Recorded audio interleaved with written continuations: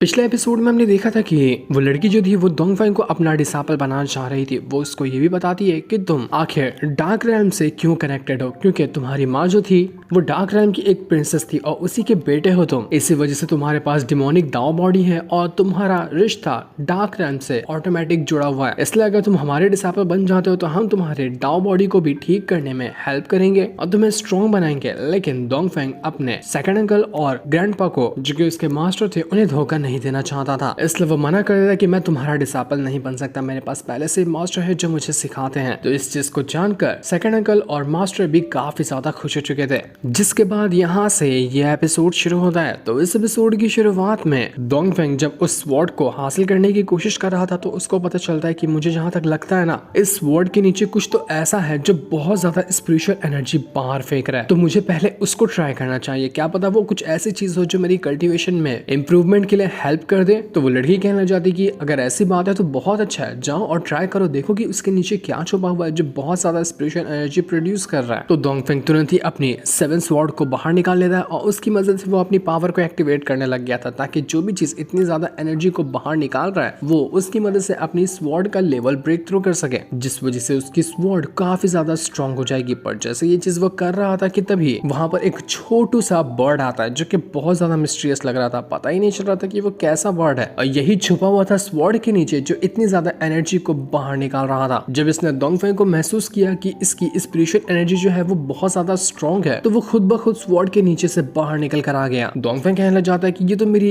Immortal energy जो है उसको महसूस कर रहा है और उसी की वजह से ही यहाँ पर आया हुआ है। जिस पर वो लड़की कहने लग जाती है कि ऐसा लग रहा है ना, ये तुम्हारे साथ मर्ज होना चाहता है, इसको तुम्हारी इमॉर्टल एनर्जी पसंद आ रही है और इसकी जो स्पिरिचुअल एनर्जी है वो तुम्हारी स्वॉर्ड को और तुम्हारी कल्टीवेशन को पसंद आ रही है। अगर तुम दोनों आपस में मर्ज हो जाओ ना तो ये बहुत बेस्ट होगा तुम्हारे लिए, तुम्हारे पास ब्रेक थ्रू करने के चांसेस हो जाएंगे। तो ये सुनकर डोंगफेंग काफी ज्यादा खुश हो जाता है और वो अपनी पावर का इस्तेमाल करते हुए उस बर्ड को अपने साथ मर्ज करने की कोशिश करने लग जाता है। थोड़ी टाइम की मेहनत लगी थी और उसके अंदर वहां पर डोंगफेंग ने ये कारनामा करके दिखा दिया था। वो बर्ड जो था वो उसके साथ जाकर मर्ज हो जाता है, जिस वजह से डोंगफेंग को एकदम अलग ही महसूस हो रहा था। उसके अंदर मानो कि ऑरा का भवंडर क्रिएट हो रहा हो, जो कि उस बर्ड की वजह से हो रहा था। उसको बहुत अच्छा महसूस हो रहा होता है। तो डोंगफेंग कहता है कि इस बर्ड का तो काम हो गया, अब बारी है उस इमॉर्टल स्वॉर्ड की जो कि वहां पर रखी हुई है, अब मैं उसको हासिल करने जा रहा हूँ। तो डोंगफेंग उस इमॉर्टल स्वॉर्ड के पास आता है, लेकिन उसके आते साथ ही वहां पर उस स्वॉर्ड के अंदर से इतना ज्यादा ऑरा बाहर निकल रहा था जो कि बहुत ज्यादा स्ट्रॉन्ग था। डोंगफेंग कहना चाहता है कि अगर मैं इस स्वॉर्ड को हासिल कर लूँ ना तो ये मेरे बहुत हेल्प करेगा मेरे फादर को बचाने के लिए। इस स्वॉर्ड की एनर्जी मेरी जो स्पिरिचुअल एनर्जी है उससे हल्की फुल्की मैच करती है, तो अगर मैं इस स्वॉर्ड का इस्तेमाल करूँ तो ये मेरी एनर्जी को इंक्रीज करने में हेल्प करेगा और उसके बाद में बहुत ही ब्रूटल अटैक इस स्वॉर्ड की हेल्प से कर पाऊंगा। पर डोंगफेंग ने उस स्वॉर्ड को हाथ भी नहीं लगाया था कि तभी स्वॉर्ड के अंदर से एक बहुत ही ज्यादा पावरफुल ड्रैगन बाहर निकल कर आता है, जो कि इतना बड़ा था कि पूरे के पूरे इलाके को वो कवर कर लेता है। बाहर आते साथ ही उसने डोंगफेंग के ऊपर अटैक करना शुरू कर दिया था कि आखिर इसकी हिम्मत कैसे हुई जो इस स्वॉर्ड को ये हासिल करना चाहता है, क्योंकि वो स्वॉर्ड कोई मामूली स्वॉर्ड नहीं है। पूरे एंशिएंट टाइम के जो टॉप 10 स्वॉर्ड हुआ करते थे उनमें से एक है। तो उस ड्रैगन को लगा कि ये कोई घुसपैठिया है जो कि उस स्वॉर्ड का इस्तेमाल गलत चीज के लिए करना चाहता है, इसलिए उसने डोंगफेंग के ऊपर अटैक करना शुरू कर दिया। पर डोंगफेंग के पास अभी जो वो बर्ड की पावर गई थी जिसको उसने अपने साथ मर्ज किया, वो बर्ड की पावर उसकी हेल्प कर रही होती है ड्रैगन के अटैक से खुद को बचाने के लिए, वरना तो एक ही अटैक के अंदर डोंगफेंग की जान चली गई होती। डोंगफेंग ड्रैगन के अटैक को रोकता है और वो जो लड़की थी वो बीच में आने के बाद उसके अटैक को डिस्ट्रॉय कर देती है, जिस वजह से वो ड्रैगन कुछ टाइम के लिए वहां से गायब हो जाता है। डोंगफेंग बिल्कुल हैरान रह चुका था कि बाप रे ये स्वॉर्ड है कि क्या है, इतनी ज्यादा स्ट्रॉन्ग एनर्जी, इसको तो मैं हैंडल ही नहीं कर पाऊंगा जल्दी। वो लड़की कहने लग जाती है कि हाँ तुम बिल्कुल सही कह रहे हो, अगर इस स्वॉर्ड को तुम्हें हासिल करना है, इसका सही तरह से इस्तेमाल करना है, तुम्हें अपना काफी लेवल ब्रेक थ्रू करना पड़ेगा। तुम्हारी अभी की कल्टीवेशन के हिसाब से तुम इस स्वॉर्ड को उठा भी नहीं पा रहे हो, तो इसका यूज करना अटैक करने के लिए तो बिल्कुल नामुमकिन है। तभी वो जो एंजल रहती है डोंगफेंग के स्पिरिचुअल वर्ल्ड के अंदर, जैसे वो अपनी पावर को एक्टिवेट करती है वो स्वॉर्ड की पावर जो थी वो कम होने लग जाती है, और जैसे उसकी पावर कम हुई थी स्वॉर्ड के अंदर से एक बंदा बाहर निकल कर आता है। ये बंदा था स्वॉर्ड स्पिरिट। स्वॉर्ड के अंदर इसी बंदे की स्पिरिट है और इसी की ये स्वॉर्ड थी। वो लड़की उस बंदे को देखकर बिल्कुल हैरान रह जाती है। वो कहने लग जाती है कि ये तो 30,000 साल पहले का एक फियरलेस जीनियस है,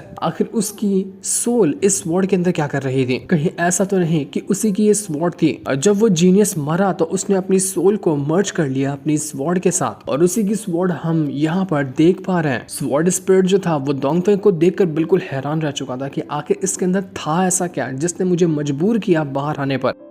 इसी बंदे के अंदर से कुछ ऐसी पावर बाहर निकल कर आई जिसने जबरदस्ती मुझे स्वॉर्ड के अंदर खींचकर बाहर निकाल लिया, क्योंकि ये काम किया था उसी छोटी सी एंजल ने। उसी ने इस स्वॉर्ड स्पिरिट को बाहर निकाला उस स्वॉर्ड के अंदर से। तो वो स्वॉर्ड स्पिरिट बिल्कुल हैरान रह गया था इस बात से। उसको लग रहा था कि ये काम सिर्फ डोंगफेंग ने अकेले किया है। तो वो उससे कहने लग जाता है कि तू है कौन और आखिर तूने मुझे मजबूर कैसे किया बाहर निकलने के लिए, तू बहुत ज्यादा मिस्टीरियस बनता है। तो डोंगफेंग कहने लग जाता है कि सीनियर मैंने तो अभी ऐसा कुछ भी नहीं किया, मैं तो खुद शॉक्ड हूँ कि आप बाहर कैसे आ गए। स्वॉर्ड स्पिरिट जो था वो उस लड़की को देखकर कहने लग जाता है कि क्या तुम डार्क रैम से आती हो और वहां के मिंग क्लान की कोई मेंबर हो क्या तुम। वो लड़की ये सुनकर बिल्कुल हैरान रह जाती है कि आपको कैसे पता कि मैं मिंग क्लान से आती हूँ, क्या आप मिंग क्लान को जानते हैं, क्या रिश्ता है आपका उससे। तो वो स्वॉर्ड स्पिरिट कहने लग जाता है कि अभी का तो रिश्ता नहीं है, 30,000 साल पुराना है। 30,000 पहले मैंने डार्क रैम वालों के साथ मिलकर बैटल लड़ा था दुश्मनों के साथ। वो बैटल इतना लेजेंडरी था जिसका तुम हिसाब भी नहीं लगा सकते, और उसी बैटल को लड़ते हुए मैं मारा गया था, जिसके बाद मैंने अपनी सोल को अपनी स्वॉर्ड के साथ मर्ज कर लिया। बहुत ही कमाल की और बहुत ही प्यारी यादें जुड़ी हैं मेरी उस मिंग क्लान के साथ, लेकिन तुम्हारे से ज्यादा मैं इंटरेस्टेड ना इस बंदे के अंदर हूँ। इस बंदे के पास कुछ तो ऐसी चीज है जो कि इतनी स्ट्रांग है कि जिसके बारे में शायद ये खुद नहीं जानता होगा। वो डोंगफेंग से कहता है कि तुम्हें ये स्वॉर्ड चाहिए ना, रुको मैं पहले तुम्हें टेस्ट करूंगा, अगर तुम सही निकले तो उसके बाद ही मैं तुम्हें ये स्वॉर्ड देने के लिए तैयार होऊंगा। वो तुरंत अपनी थर्ड आई की पावर का इस्तेमाल करता है और अपनी पावर का इस्तेमाल करते हुए वो डोंगफेंग को चेक कर रहा था। वो ए से लेके जेड तक के पूरा का पूरा इतिहास जो होता है डोंगफेंग का,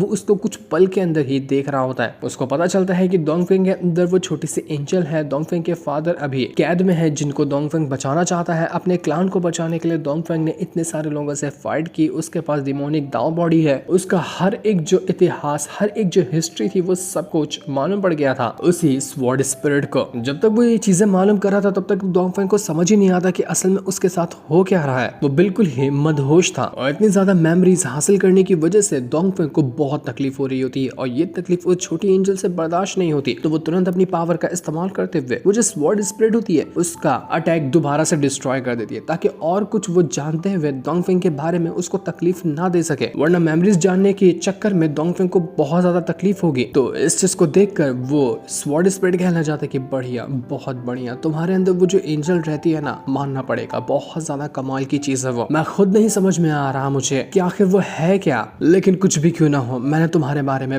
जितनी जानकारी हासिल करना था ना सब कुछ कर चुका हूँ। कि तुमने कई सारे दुश्मनों का मुकाबला किया अपने क्लान को बचाने के लिए, अपने फादर को बचाने के लिए। तुम सच्चाई के रास्ते पे चलने वाले इंसान हो और सच्चाई के लिए कुछ भी करके दिखाने वाले इंसान हो। तुम्हारा ये जोश मुझे बहुत पसंद आया। तुम्हारे पास डिमोनिक दाव बॉडी भी है, तुम्हारी कल्टीवेशन भी बहुत ज्यादा मिस्टीरियस है। अगर तुम अपने आप पे ध्यान दो ना तो तुम फ्यूचर में इतने स्ट्रॉन्ग बन जाओगे जितना कि तुमने या फिर तुम्हारे किसी भी अपने ने सोचा नहीं होगा। तुम ऐसा टैलेंट बनकर दुनिया के सामने आओगे जिसे देखकर दुनिया हैरान रह जाएगी। जिस तरह से तुम्हारे फादर ने अच्छाई के लिए लड़ा, लोगों को बचाया, लेकिन उनके ऊपर गलत इल्जाम लगाया गया, इसी तरह का हाल कुछ मेरा भी हुआ था 30,000 साल पहले। तो मैं तुम्हारे फादर के बारे में जान करना बहुत ज्यादा इमोशनली अटैचमेंट फील कर पा रहा हूँ और मुझे बुरा भी लग रहा है तुम्हारे लिए। लेकिन ये अच्छी बात है कि उनका बेटा इतना ज्यादा टैलेंटेड बंदा अभी भी यहाँ मौजूद है जो कि उनको बचाने की कोशिश करेगा, लेकिन मेरा ऐसा कोई नहीं था। मुझे तो ये भी नहीं पता कि आखिर मेरे जो क्लान वाले लोग थे, मेरे जो अपने थे, वो अभी तक जिंदा होंगे या मर गए होंगे। मेरा बेटा, मेरा पोता आगे चलकर कितनी ना कितनी जनरेशन खत्म हो चुकी होगी, और अगर मैं उनको अब ढूंढ भी लूं तो शायद ही वो मुझे पहचानेंगे। 30,000 साल तक के बस मैं ऐसे ही भटकता रह गया था इधर उधर, और इतने सालों में तुम पहले इंसान हो जो मेरे पास आए हो। वो डोंगफेंग से कहता है कि ठीक है, मैं तुमसे ना एक सवाल करना चाहता हूँ, अगर मैं तुम्हें अपनी ये स्वॉर्ड दे दूं तो तुम इसका क्या करोगे, क्या करके दिखाना चाहते हो तुम। तो डोंगफेंग कहने लग जाता है कि मैं हर एक दुश्मनों को दुनिया से मिटा देना चाहता हूँ। मुझे इतना गुस्सा आ रहा है ना कि मैं एक भी दुश्मन को छोड़ूंगा नहीं। मैं उनका वो हाल करूंगा जिसके बारे में उन्होंने सोचा नहीं होगा। मैं दुनिया में बदलाव लाना चाहता हूँ। मैं खुद को इतना स्ट्रॉन्ग बनाना चाहता हूँ कि मैं अपना खुद का एक सेक्ट बनाऊं और अपने पूरे सेक्ट के अंदर सिर्फ इस तरह के लोगों को रखूं जो लोग किसी परेशानी का शिकार है। वो कुछ करना तो चाहते हैं लेकिन कुछ कर नहीं पा रहे हैं। जिस तरह से मेरे फादर के ऊपर गलत इल्जाम लगाकर उन्हें ट्रैप कर लिया गया है, ऐसा ही कितने और लोगों के साथ हो रहा होगा। होगा। वो लोग भी चाहते होंगे कि वो लोग अपनों का बदला लें, लेकिन ना उनके पास अपॉर्चुनिटी होगी, ना उनके पास कोई इस तरह का मौका होगा। मैं इस स्वॉर्ड की मदद से सारे के सारे दुश्मनों का खात्मा करूंगा और एक ऐसा सेक्ट बिल्ड करूंगा जिसमें इसी तरह के लोगों को रखा जाए, उनको मोटिवेट किया जाए, उनको हिम्मत और ताकत दी जाए ताकि वह बुराई के खिलाफ खड़े हो सके। मैं दुनिया में शांति बनाए रखना चाहता हूँ ताकि हर एक बुरा इंसान मेरे नाम सुनकर ही डर जाए। वो लड़की जो थी वो ये सुनकर बिल्कुल हैरान रह जाती है कि डोंगफिंग की अभी एज तो देखो, वो है कम एज का, लेकिन उसका सपना जो है, उसकी जो सोच है वो बहुत ज्यादा कमाल की है। मुझे पसंद आया इसकी ये सोच। तो ये सुनकर वो स्वॉर्ड स्पिरिट भी कहना चाहता है कि बहुत बढ़िया, मैं तुमसे यही सुनना चाहता था। मैं यही चाहता था कि मेरी स्वॉर्ड किसी ऐसे इंसान के पास जाए जो इसका सही इस्तेमाल करे, हमेशा अच्छाई के लिए इसको उठाए और जब ये चले तो बुराई का खात्मा हो। मैंने हमेशा से इस स्वॉर्ड का इस्तेमाल सिर्फ बुरे लोगों को मारने के लिए किया है और मैं चाहता हूँ कि मेरी लेगेसी को तुम आगे चलकर कंटिन्यू करो। ऊपर से तुम्हारी जो स्पिरिचुअल एनर्जी है वो भी मेरी स्वॉर्ड के साथ मैच करती है। ये स्वॉर्ड बिना किसी मास्टर के 30,000 साल से ऐसे ही पड़ी हुई थी। लगता है कि इसको अब इसका नया मास्टर मिलने वाला है जो कि तुम हो। तो डोंगफेंग, ये स्वॉर्ड मैं तुम्हें देना चाहता हूँ। ये सुनकर डोंगफेंग बिल्कुल हैरान रह चुका था। वो कहने लग जाता है कि सीनियर, आप सच कह रहे हैं, आप मुझे अपनी ये स्वॉर्ड देंगे? अगर ऐसा हुआ तो ये तो मेरे लिए बहुत बड़ी सौभाग्य की बात है। तो वो स्वॉर्ड स्पिरिट कहता है कि हाँ हाँ बिल्कुल, मैं क्यों नहीं दूंगा तुम्हें ये स्वॉर्ड। तुम्हारा एम्बिशन मुझे बहुत ज्यादा अच्छा लगा और मेरी स्वॉर्ड तुम जैसे बंदों के हाथ में ही रहेगी ना, तो इसके लिए बिल्कुल एक प्राउड मोमेंट होगा। लेकिन मैं तुम्हें एक और चीज क्लियर कर देना चाहता हूँ कि ये स्वॉर्ड कोई मामूली स्वॉर्ड नहीं है। इसके अंदर एक डिमोनिक स्पिरिट भी है जो कि इतने टाइम से यहाँ पर रहते रहते इसको पोजेस कर चुकी है। यही वो चीज है जिसकी मदद से तुम आसानी के साथ इस स्वॉर्ड को नहीं इस्तेमाल कर पा रहे थे। पर फिक्र करने की कोई बात नहीं है, इसके अंदर जो डिमोनिक स्पिरिट है ना, मैं उसको डिस्ट्रॉय कर दूंगा। उसके बाद तुम्हें इस स्वॉर्ड को यूज करने में आसानी होगी। मैं तुम्हारे लिए इतना तो कर ही सकता हूँ। तो वो तुरंत अपनी पावर का इस्तेमाल करते हुए उस स्वॉर्ड के अंदर से वो जो डिमोनिक स्पिरिट थी उसको बाहर निकालने की कोशिश करता है। वो डिमोनिक स्पिरिट बाहर निकल कर आ चुकी थी जो कि बहुत ज्यादा खतरनाक और बिल्कुल किसी डीमन जैसी नजर आ रही होती है जिसने इस स्वॉर्ड को पोजेस करके रखा हुआ था। तो वो स्वॉर्ड स्पिरिट तुरंत अपनी पावर का इस्तेमाल करते हुए उस डीमन स्पिरिट को वहां पर जलाकर खत्म कर देता है। उसी स्वॉर्ड ने उस डीमन स्पिरिट के ऊपर अटैक करते हुए उसका खेल खत्म कर दिया था। इस वजह से अब ये स्वॉर्ड मास्टर फ्री हो चुकी है, यानी कि अब इस स्वॉर्ड का कोई मास्टर नहीं, अब इस स्वॉर्ड का कोई मास्टर बनना पड़ेगा किसी को। वो स्वॉर्ड स्पिरिट जो था वो डोंगफिंग से कहता है कि अब मेरा टाइम आ चुका है, मैं जा रहा हूँ, ढूंढूंगा कि मेरे अगर कोई क्लान का, मेरी फैमिली का अभी तक ये जिंदा है या नहीं जिंदा है। आगे की जिम्मेदारी मैं तुम्हारे पर सौंप कर जा रहा हूँ। उम्मीद है कि जिस तरह का तुम्हारा एम्बिशन है, जिस तरह की तुम्हारी सोच है ना,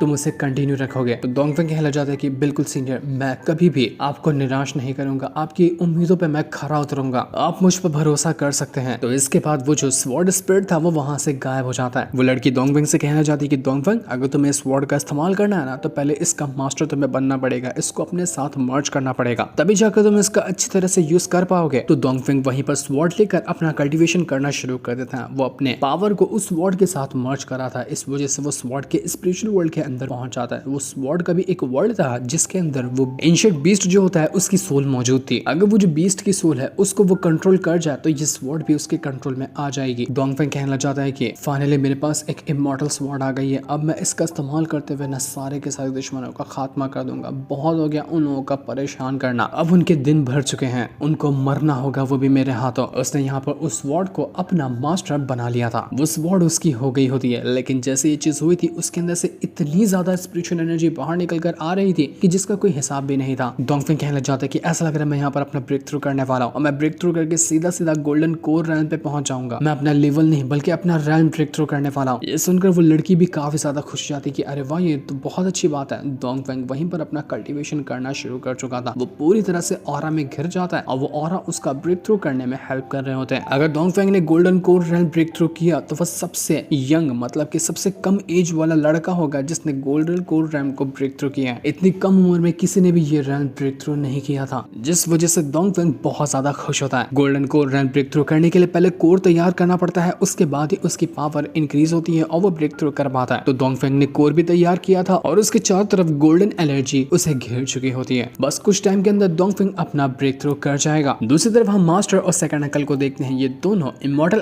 अलायंस के पास आकर पहुंच चुके थे क्योंकि उनको बदला चाहिए था उस धुआन मुंह से कि आखिर उसकी हिम्मत कैसे हुई, उसने डोंगफेंग को पॉइजन दिया। यहाँ पर आने के बाद मास्टर जो थे वो कहने लग जाते हैं कि इज्जत से उस धुआन मुंह को हमारे हवाले कर दो। उसने डोंगफेंग को पॉइजन दिया, वरना मैं तुम लोगों को छोड़ूंगा नहीं। तो वो इमॉर्टल अलायंस वाले कहने लग जाते हैं कि आखिर तुम ऐसा कैसे कह सकते हो कि दुआन मुंह ने पॉइजन दिया, क्योंकि दुआन मुंह बहुत अच्छा इंसान है, उसने कभी भी किसी का गलत नहीं सोचा, किसी के लिए भी गलत नहीं किया। तो आखिर तुम इतने अच्छे इंसान के ऊपर इल्जाम कैसा लगा सकते हो, ये बहुत गलत बात है। तो ये सुनकर मास्टर कहने लग जाते हैं कि तुम लोगों को क्या लगता है कि मैं यहाँ पर ऐसे ही कह रहा हूँ, मेरे पास सबूत भी है इस चीज का, मैं तुम्हें अभी सबूत दिखाता हूँ। वो तुरंत यहाँ पर अपने मिरर का इस्तेमाल करते हुए वो सारी चीजें दिखा देते हैं जब उस डिसाइपल दुआन मुंह ने अपना पॉइजन वाला अटैक देकर मार दिया था डोंगफेंग के ऊपर, जिस वजह से डोंगफेंग की हालत खराब हुई थी। ये सबूत दिखाने के बाद वो उन लोगों से कहने लग जाते हैं कि अब इससे ज्यादा तुम्हें एक और क्या चाहिए, तुम्हारी आंखों के सामने सबूत है कि दुआन मुंह ने डोंगफेंग को पॉइजन दिया है, इज्जत से उसको बाहर निकाल के रखो,